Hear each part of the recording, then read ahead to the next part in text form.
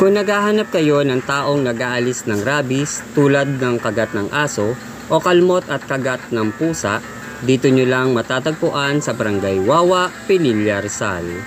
Makikita nyo ang maliit na signboard na may pangalang Manong Kamandag. Sundan nyo lang ang itinuturong daan, pasok lang kayo sa iskinita, may makikita kayong hagdanan at pagpanik nyo sa taas ay kakaliwa kayo at makikita nyo na ang bahay ni Manong. Naabutan ko pa si Manong Kamandag na may inaalis na rabies dahil sa kalmot ng pusa. Nililinis na ni Manong at dinidisinfect ang mga gagamitin sa akin dahil ako ay nakalmot ng aming kuting, kaya nagpunta ako kay Manong Kamandag.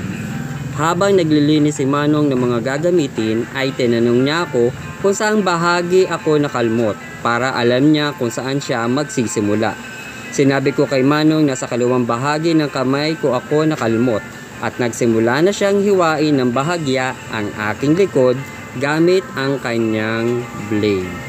At pagkatapos naman niya akong mahiwaan ay kumuha naman siya ng isang maliit na papel at ito naman ay kanyang sinindihan at ng kanyang masindihan ay inilagay sa loob ng isang kanister at itinakip naman ito sa aking likod kung saan ako ay kanyang hiniwaan.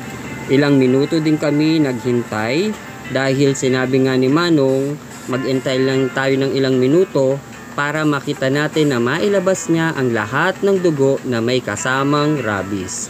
Kaya ako naman habang nakaupo ay inaantay lang ang minuto para masimulan na nga ang paglilinis. Matapos ang ilang minuto na paghihintay ay sinimulan na nga ni Manong Kamandag na linisin ang aking sugat na kanyang hiniwaan. Kumuha siya ng bulak at pinunasan niya ang lahat ng dugo. Nakita sa dugo na napakaraming rabies. Buti na lang daw ay naagapan, kaya swerte pa rin dahil hindi ako nagkaroon ng rabies sa aking katawan.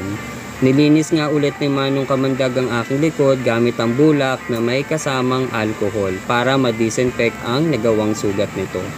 Sinabihan ako ni Manong na wag daw muna akong maliligo ng isang araw at kalahati. Kaya bukas ng gabi, pwede na daw akong maligo.